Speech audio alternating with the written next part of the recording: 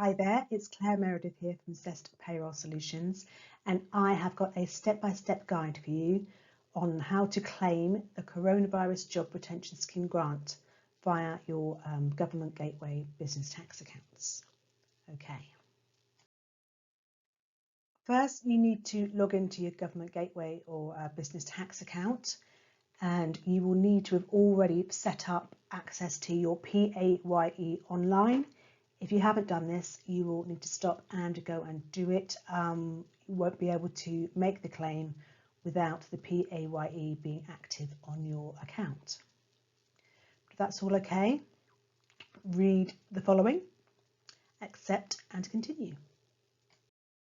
So to claim the grant, you need employees to have been furloughed from your business, and obviously that means they cannot do any work for you in the period they are furloughed.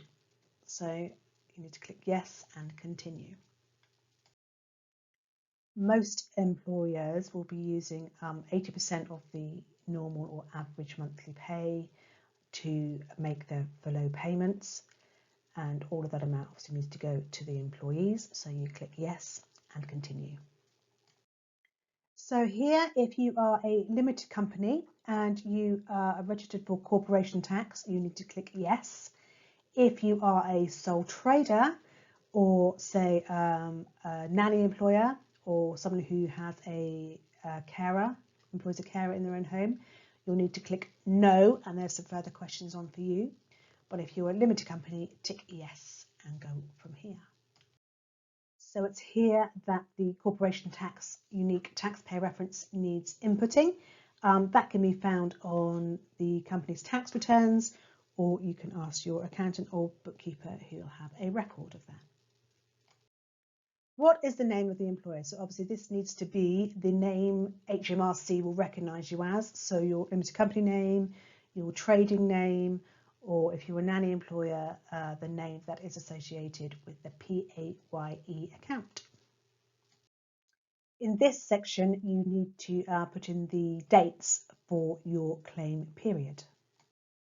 So the start date needs to be the first day that the first employee was furloughed, and then the end date needs to be the last day of the current pay period.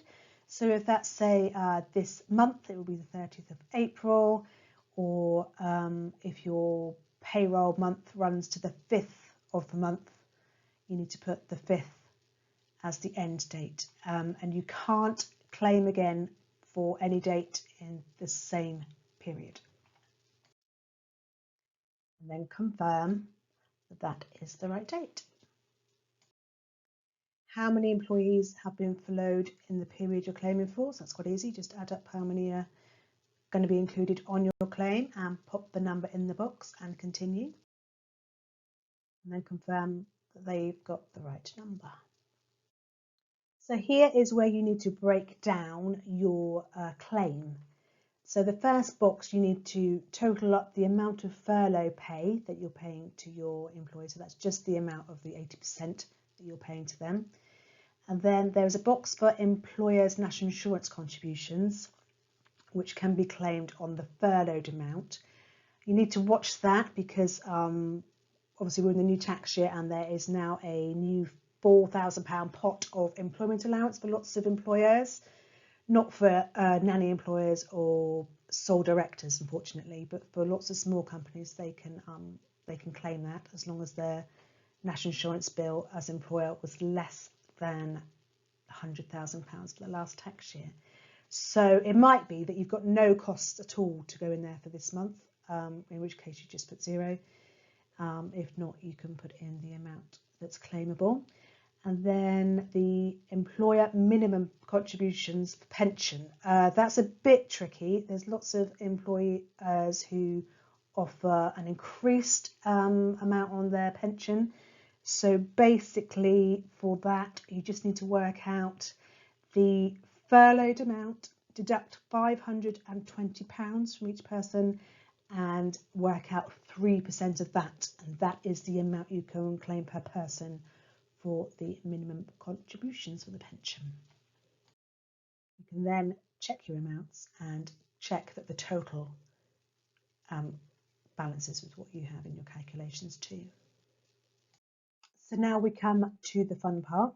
For employers with less than 100 staff, you have to manually input their full name and national insurance number for each one. Once you've done that, you can then check that the details are correct and enter the next one. So before you move on to inputting the next employee, you can just double check that you've got the correct name and national insurance for the one you're saving before you continue.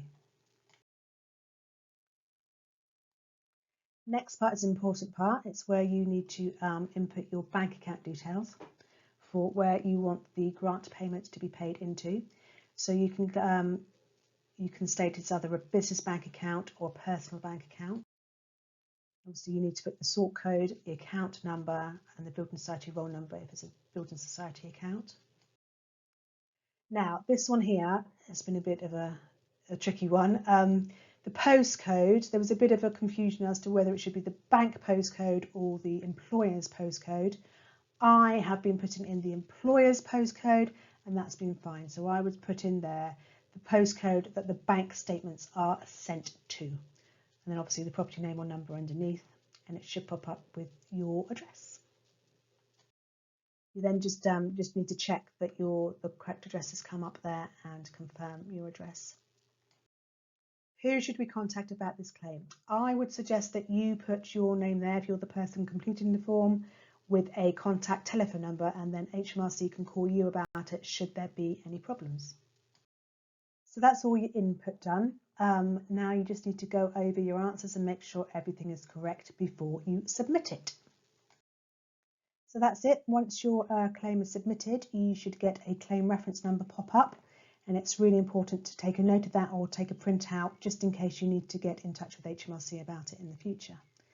They are still working on a 6 working day turnaround, so the money should be in your account within 6 working days, which is fantastic. But if it's not there, obviously you can get in touch with them. I will leave you a link to do that below the video. I hope that's been useful. I wish you all the best, and stay safe, everyone. Thanks.